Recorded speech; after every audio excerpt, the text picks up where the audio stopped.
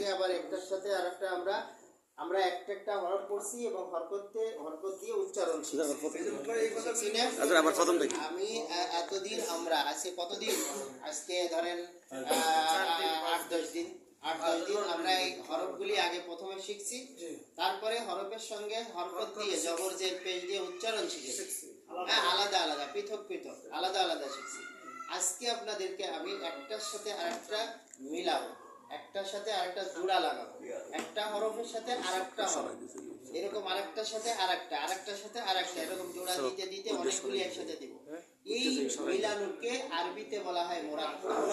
আরবিতে বলা হয় কি? মুরাক্কাব। আরবিতে বলা হয় কি? মুরাক্কাব। বলেন মুরাক্কাব। মুরাক্কাব মুরাক্কাব। আরবিতে কি বলা হয়? মুরাক্কাব। আরবিতে মুরাক্কাব। বলেন মুরাক্কাব। মুরাক্কাব মুরাক্কাব। মুরাক্কাব মুরাক্কাব। মুরাক্কাব আরবিতে কি বলা হয়? মুরাক্কাব। বাংলায় বলা হয় যুক্ত। একটা হরফ আরেকটার সাথে মিললে আরবিতে বলা হয় মুরাক্কাব, আর বাংলায় বলা হয় যুক্ত। ইংলিশে কি বলে জানি না। হ্যাঁ, আরবিতে বলা হয় মুরাক্কাব, বাংলায় কি বলা হয়? সংযুক্ত সংযুক্ত হরফ। সংযুক্ত হরফ। এখন জয়েন করে বুঝুন করে দিছেন হ্যাঁ, এর মাঝে যখন মুরাক্কাব পড়াবেন তার মাঝখানে এরকম একটা বা লিখবেন, তার পরে একটা আলিফ লিখবেন আর পড়াইতে থাকবেন মুরাক্কাব। ডাইনের হরফকে বামের হরফের সঙ্গে, ডাইনের হরফকে বামের হরফের সঙ্গে মিলাইয়া লেখাকে বলে, মিলাইয়া লেখাকে বলে মুরাক্কাব। মুরাক্কাব ডাইনের হরফকে বামের হরফের সঙ্গে, ডাইনের হরফকে বামের হরফের সঙ্গে মিলাইয়া লেখাকে বলে, মিলাইয়া লেখাকে বলে মিলাইয়া লেখাকে বলে। এক দুইজনের কাছ থেকে একটু শুনবেন কি মুরাক্কাবের ছড়াটা কি পড়ালে ডাইনের হরফ। হ্যাঁ, এই বাক্যটা শুদ্ধ। কোনটা? মুরাক্কাব ডাইনের বাক্য হ্যাঁ, এটাই মানে এটা একটা বিশ্লেষণ। আমি মুরাক্কাব একটা অনুশীলন, এই হেডিংটা আপনাকে পরে বিশ্লেষণ করলাম, তারিফ করলাম যে মুরাক্কাব কাকে বলে, এই বিশ্লেষণ করলাম। এই জন্য মুরাক্কাব শব্দটি আমরা আগে বলছি। কারণ এখন প্রশ্ন হয় যে হুজুর মুরাক্কাবটা আমরা পরে বলি, ভাবে না, মুরাক্কাবের সংজ্ঞা যখন আমি বলতেছি তখন মুরাক্কাব যেই সাবজেক্টটা নিয়ে আমি ডাইনের হরফ বামের হরফের সঙ্গে মিললে মুরাক্কাব হবে, ডাইনের হরফ বামের সঙ্গে মিললে মুরাক্কাব হবে। এই এখনো তো কেবল শিখাইছি মুরাক্কাব কাকে বলে, কিন্তু ডাইনের হরফ বামের হরফের সঙ্গে তো মিলাই নেই এখন। মিলাইছি? এখানে আমি অনেক সময় বলে ফেলাই সেটাকে, আরবি হরফগুলি মিলিত অবস্থায় আহার ডান মাথা দেখিয়া চিনা যায়। এই হরফটার নাম কি? এই ছড়াটা একটু পড়াই নিলাম, তারপরে দুই একজনের কাছে শুনলাম যে আরবি হরফ মিলিত অবস্থায় কি করে মাথা দেখে চেনা যায়? ডান মাথা দেখে চেনা যায়। কোন মাথা দেখে চেনা যায়? যেমন আগে আমাদের কোন পরিচিত লোককে তাকে চিনতে হলে কোন চেহারা দেখে, আমাদের শরীরের কোন অংশ দেখে চিনি? চেহারা দেখে। এমনি ভাবে আরবি মিলিত হরফগুলি তার ডান মাথা দেখে চেনা যায়। মানুষের আসল কি? মাথা। তা হরফের যেই হরফগুলি ডাইন এবং বাম আছে সেটা ডাইন মাথা দেখে চিনি, আর যেগুলো উপর নিচে আছে ওটা উপরের মাথা দেখে চিনি, এটাকে বলা হয় উপরের মাথা। মানুষের যেরকম হেড মাথা আসল, এরকম হরফের ডাইন মাথাই হলো আসল।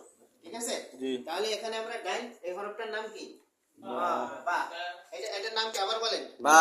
আচ্ছা, এইটার নাম কি বলেন তো? বা। আর এখন কি এটার নাম কি বলেন? কিছুই না। তাহলে কিছুই না যেটা, এটা আমরা মুছে ফেললাম। আলিফটা অনেক দূরে হয়ে গেছে, এই আলিফটারে দূরের থেকে মুছে একটু কাছে দিয়ে দিন। এটা দুইটা সূরত করতে পারেন, এটাও মুছতে পারেন, এটাও মুছতে পারেন। আমরা অনেক সময় আলিফ রাখলে ভালো, আলিফ মুছি। তাহলে আরবি হরফগুলি মিলিত অবস্থায় কোন মাথা দেখে চেনা যায়? ডাইন মাথা দেখে। এটা চেনা হয়ে গেলে তারপর এটা ডাইন এবং বা বুঝাইলাম, এটা যে আলিফ, এটা যে বা আসল, এটারে বুঝাইলাম। এখন আপনি বলবেন আরবি মুরাক্কাব কাকে বলে বলেন তো? ডাইনের হরফকে বামের হরফের সঙ্গে মিলাইয়া লেখাকে বলে। ডাইনের হরফ কি বামের হরফের সঙ্গে মিলছে? না। আচ্ছা, বোর্ডে আমার হাতের দিকে দেখতে থাকেন। এখন মিলছে? না। এখন মিলছে? না। মুরাক্কাব হয় নাই? না। কেন হয় না? এবার হইছে? না। কেন হয় নাই? মিলে নাই। মুরাক্কাব কাকে বলে? ডাইনের হরফকে বামের ডাইনের হরফের বামের হরফের মিলছে? না। গাইনের হরফের নাম কি? বা। বামের হরফ আলিফ। এখানে বা আর আলিফ তো তারা জানে, বা আলিফ তো জানে। দেখেন এখন মিলছে? না। এখন মিলছে? না। ওরা কাকে বলে? গাইনের গাইনের হরফকে বামের হরফের সঙ্গে মিলাইয়া লেখাকে বলে। গাইনের হরফকে বামের হরফের সঙ্গে মিলছে? আচ্ছা মাশাআল্লাহ। এখন বলেন এবার মিলছে? এবার মিলছে? এবার মিলছে? এবার মিলছে? এবার মিলছে? মাশাআল্লাহ। তাহলে কোন হরফটা কোন হরফের সঙ্গে মিললো? গাইনের হরফটা বামের হরফের সঙ্গে মিলছে। গাইনের হরফের নাম কি? বামের হরফ গাইনের হরফ বামের হরফ বা আলিফ। দেখেন এই যে নুক্তাটা একটু মাঝখানে হয়ে গেছে তো। এখন এখানে একটা দাঁত, এটাকে একটা দাঁত বলে, এটাকে একটা দাঁত বলে। এই একটা দাঁত দিয়ে আমি 5টা হরফ বানানো। কয়টা হরফ বানানো? 5টা হরফ। এই নুক্তাটা একটু দূরে হয়ে গেছে, নুক্তাটা একটু ওইখানে দিয়ে দিই। বলেন এক দাঁত দিয়ে 5 হরফ, এক দাঁত দিয়ে 5 হরফ, এক দাঁতের নিচে এক নুক্তা দিলে বা, এক দাঁতের নিচে এক নুক্তা দিলে বা,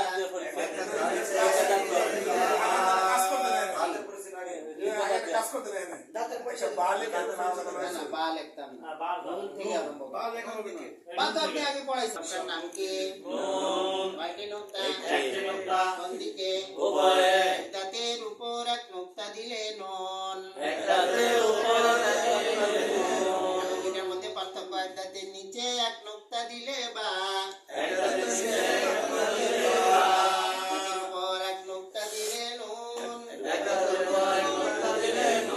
নিচে এক নুক্তা দিলে বা, মাশাআল্লাহ। এক দাঁতের উপর এক নুক্তা দিলে নুন। এটার নাম কি? কয়টি নুক্তা? কোন দিকে? এক দাঁতের নিচে দুই নুক্তা দিলে ইয়া। এটার নাম কি? কয়টি নুক্তা? কোন দিকে? এক দাঁতের উপর দুই নুক্তা দিলে তা।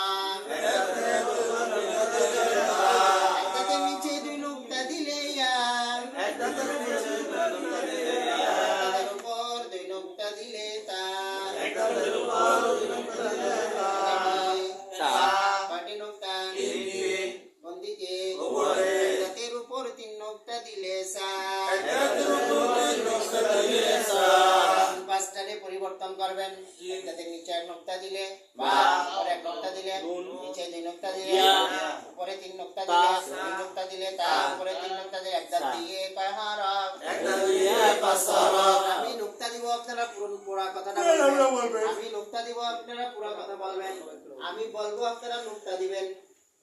হ্যাঁ,